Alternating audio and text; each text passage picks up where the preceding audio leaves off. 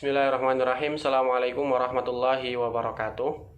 Oke teman-teman mahasiswa,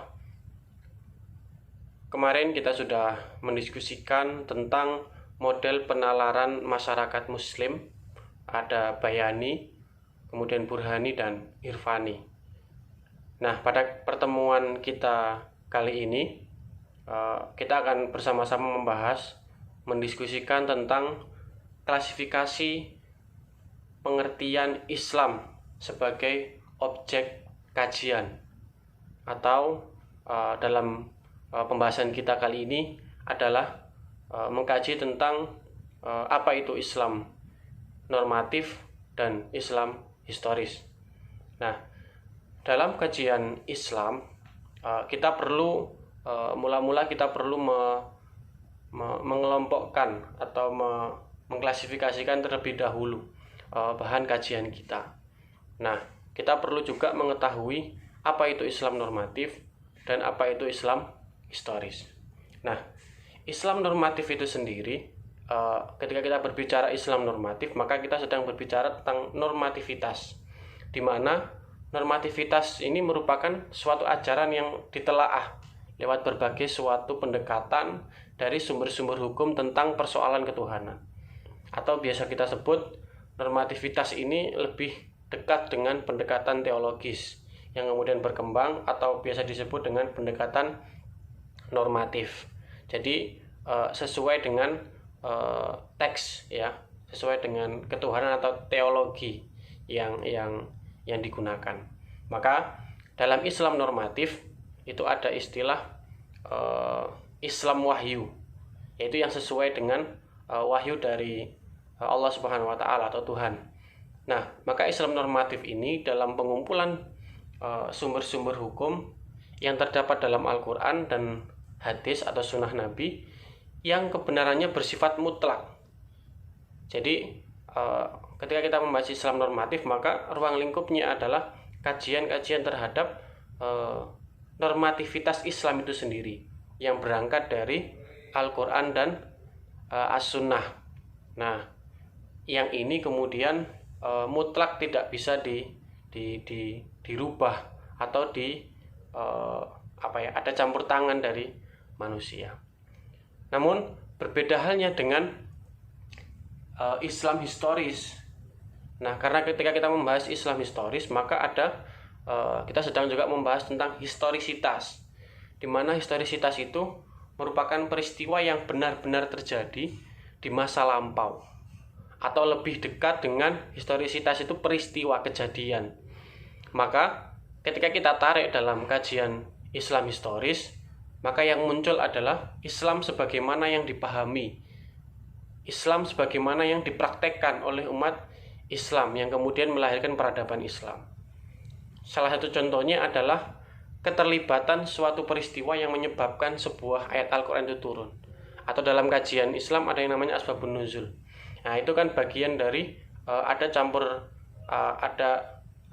di balik peristiwa yang menyebabkan sebuah ayat Al-Quran itu turun. Maka ketika Islam dilihat dari sisi historis atau sebagaimana yang tampak di alam masyarakat, Islam tampil sebagai sebuah disiplin ilmu atau ilmu keislaman itu sendiri. Nah, dalam kajian historisitas keagamaan ditelaah lewat berbagai pendekatan. Maka nanti dalam mata kuliah pengantar studi Islam ini kita juga akan membahas tentang pendekatan-pendekatan yang dipakai dalam kajian Islam, terutama ketika kita membahas tentang Islam historis. Di sini banyak beberapa pendekatan keilmuan seperti sosial keagamaan, kemudian multi dan interdisipliner, kemudian baik lewat pendekatan historis, filosofis, psikologis, sosiologis, kultural maupun antropologis.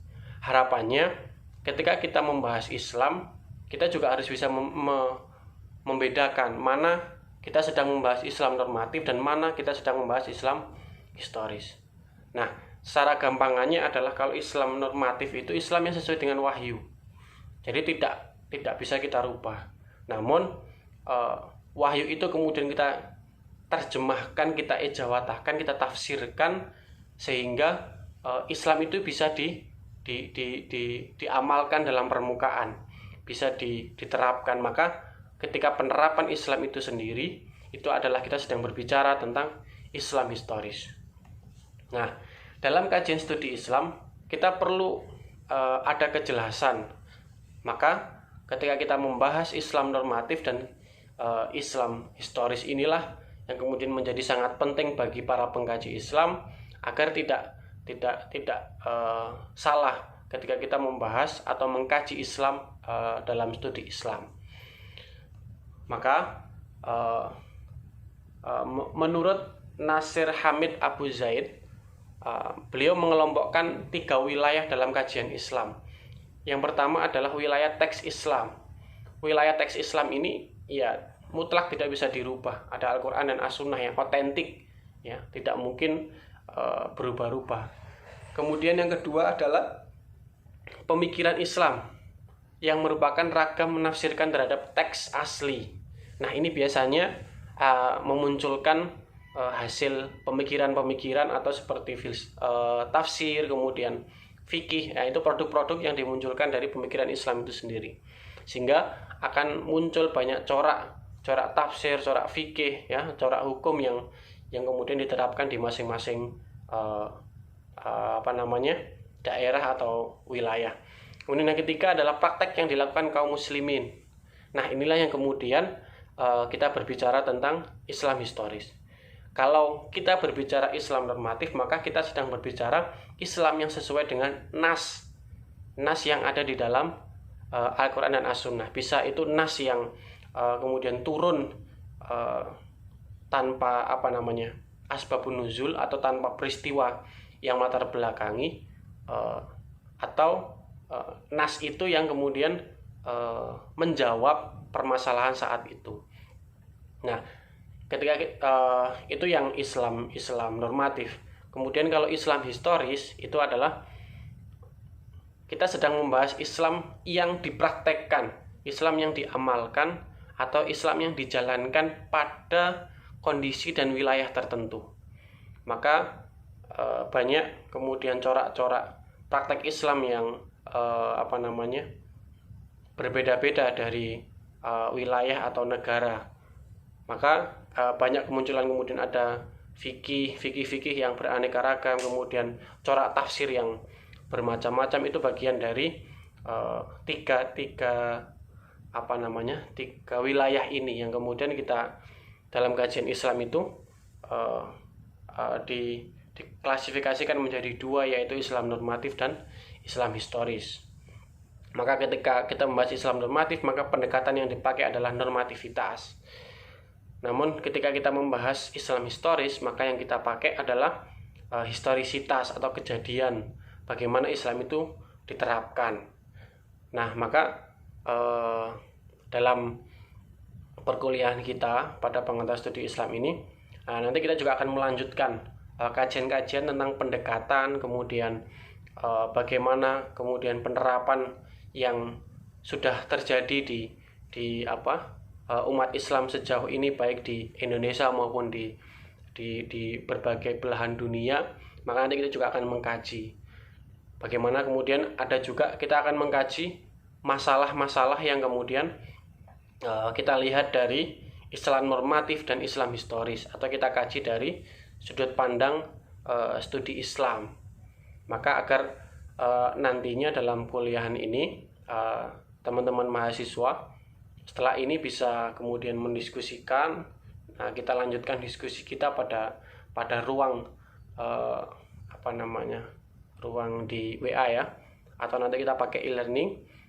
Nah, nanti kita diskusikan mana wilayah-wilayah Islam normatif dan mana wilayah-wilayah Islam historis, biar teman-teman mahasiswa juga sebelum kita melanjutkan lebih jauh tentang membahas tentang kajian Islam atau studi Islam, maka kita perlu kelompokkan dulu mana kita sedang membahas Islam normatif, mana wilayah kita sedang membahas Islam historis.